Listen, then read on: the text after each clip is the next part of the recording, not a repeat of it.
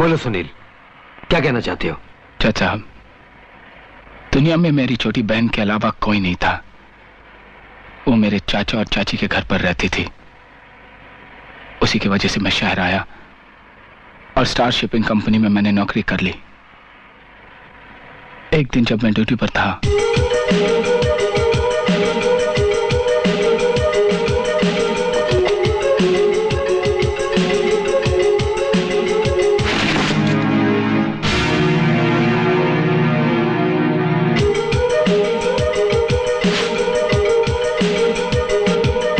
Mister Goyal, क्यों खड़े आप लोग? क्या हो रहा है यहाँ पर?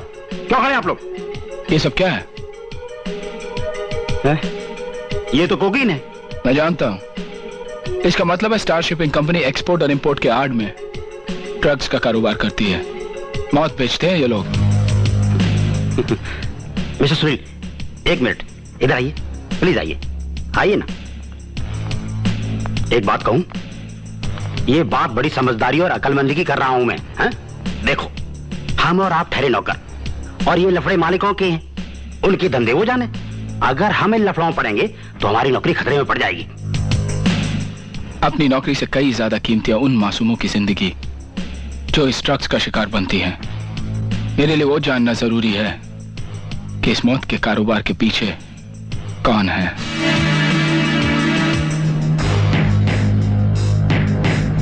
कल तक मुझे सिर्फ शक था सुनील, लेकिन आज मुझे पूरा यकीन हो गया है। मैं बोर्ड ऑफ डायरेक्टर की मीटिंग बुलाकर उस आदमी का फैसला कर दूंगा। कौन है वो सर?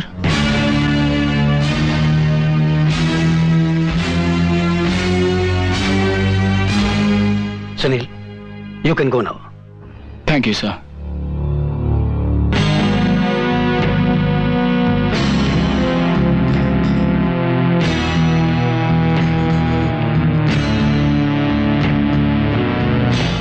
डीवीएम, मुझे तुमसे यह उम्मीद नहीं थी।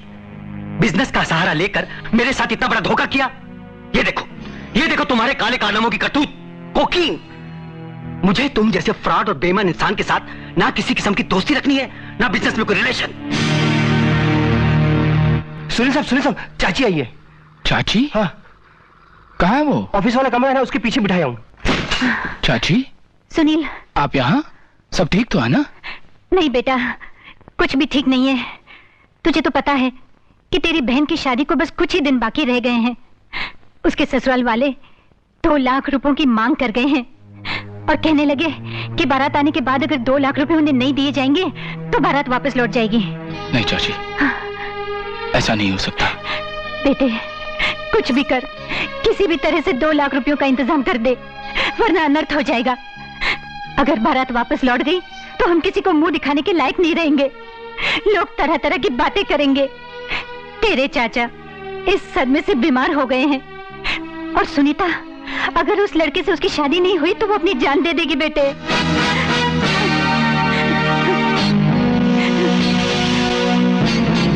सुनील, दिल छोटा करने की जरूरत नहीं है सुनील। ये 2 लाख क्या है? 5 लाख का इंतजाम हो जाएगा। मैं हूं ना तुम्हारे साथ। इसी लालच में कि मेरी बहन की विदाई हंसी खुशी से हो जाए, मैं डीवीएम के इशारों पे चलता रहा। वो कहता गया, मैं करता गया। अंजाम यह हुआ कि आज मैं फांसी के तख्ते पर लड़कने जा रहा हूं। लेकिन ये बात तुमने अब तक मुझसे छुपाकर क्यों रखी? बात ही कुछ ऐसी है जज साहब, वरना आज भी मैं अपना मुंह बंद रखता। मेरे और डीवीएम के बीच कुछ बात तय हुई थी। मेरे जेल जाने के बाद वो मेरे रुपये मेरी चाची और बहन को देने वाला था। जब मेरी बहन और चाची उसके पास गए तो रुपये देने के बजाय उसने उन्हें कैद कर लिया। वो ये चाहता था कि मुझे फांसी हो जाए। जब मेरी बहन और चाची को इसका अंदाजा लगा तो वो बेचैन हो गए और उन्हें भागने की कोशिश भी की। डीवीएम के आदमियों ने इन पर गोली भी चलाई। मेरी चाची तो बच गई, लेकिन मेरी बहन बच न पाई। Oh no. आज जब अस्पताल आकर चाची ने मुझे सारी सच्चाई बताई, मैं पागल सा हो गया। डीवीएम ने मेरे उसी बहन को मार दिया जिस बहन के खातिर मैंने सारे इल्जाम अपने सर पर ले लिए। लेकिन तुम्हें मल्होत्रा का खून करते हुए मैंने अपनी आंखों से देखा है। जज साहब, मल्होत्रा का खून मैंने नहीं बल्कि मेरे हमशक्ल डागा ने किया। डागा डीवीएम का खास आदमी है जो पैसों के लिए कुछ भी कर सकता है। इस राज को बताने में तुमने बहुत देर कर दी। अब कुछ नहीं हो सकता।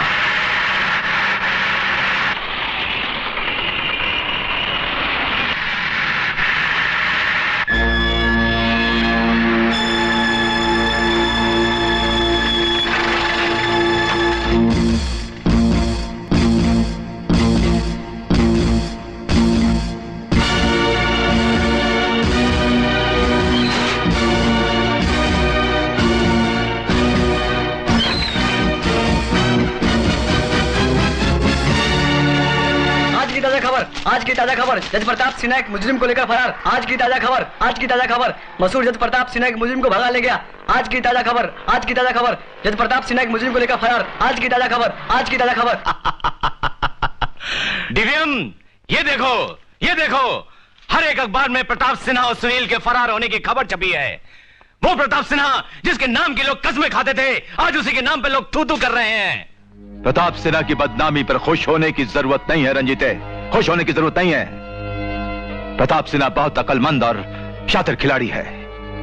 वो सुनील को फांसी के फंदे से बचाने की मेहरबानी करके उससे सारा राज जानने की कोशिश करेगा और उसके बाद वो डागा की तलाश करेगा।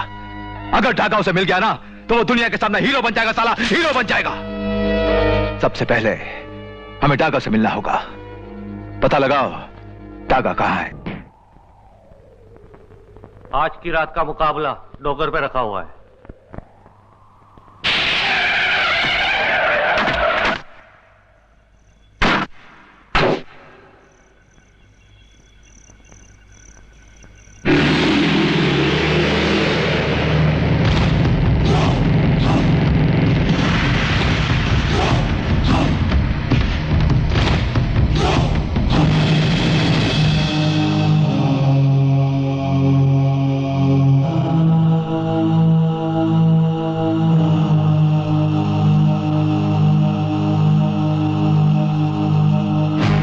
डागा, आज की बिटिंग 50 लाख रुपए की है, जिसमें 10 लाख तुम्हारे हैं।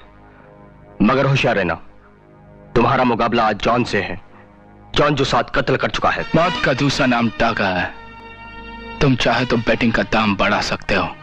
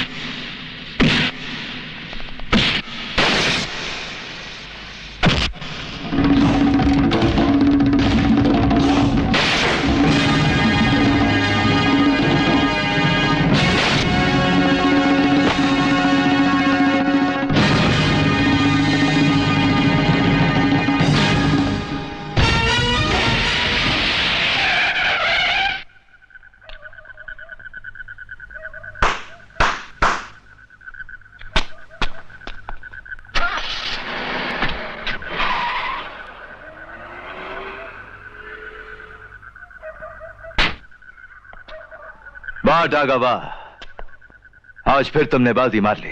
जिंदगी और मौत की ये बाजी डागा हमेशा जीतते आया है, इसमें कोई नई बात नहीं है। तुम्हारी इसी बात पर तो डीवीएम तुम पर फक्र करता है और करता रहेगा। बोलो डीवीएम, आज किसकी मौत आई है जो तुम डागा के पास चले आए? गाड़ी में आओ डागा, मैं तुम्हें उसकी तस्वीर दिखाता हूं। आओ।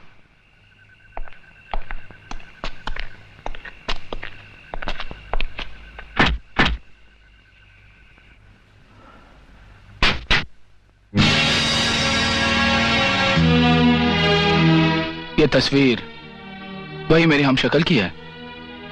जो खून तुमने मुझसे करवाया था उसके जुर्म में तो इसे फांसी लग चुकी होगी। फांसी लगने वाली थी, लेकिन जज प्रताप सिन्हा इसे फांसी के तख्ते से ले उड़ा, इसे बेगुनाह साबित करने के लिए। यानी इसका जिंदा रहना हमारे लिए खतरे से खाली नहीं। तुम ठीक कहते हो डागा, इसका जिंदा रहना हमारे लिए खतरे से खाली नहीं है। और यह तस्वीर डागा तुम्हारी है। डीवीएम को तुम पे फक्र है और हमेशा रहेगा डागा। रंजीते, अगर यह जिंदा रह जाता और अगर सुनील और प्रताप सिन्हा के हाथ लग जाता तो फांसी का फंदा इसकी गर्दन के साथ साथ हमारी गर्दन से भी अपनी प्यास बुझाता। लेकिन सुनील और प्रताप सिन्हा का अब क्या होगा? उन दोनों के पीछे तो पुलिस लगी हुई है रंजीते। अगर हम कोई अपना आदमी उन्हें खत्म करने के लिए भेजते हैं तो हम भी पुलिस की लपेटे में आ जाएंगे। रंजीते, किसी ऐसे बारूद की तलाश करो जो फटकर प्रताप सिन्हा की हस्ती को तबाह करने के लिए तड़प रहा हो।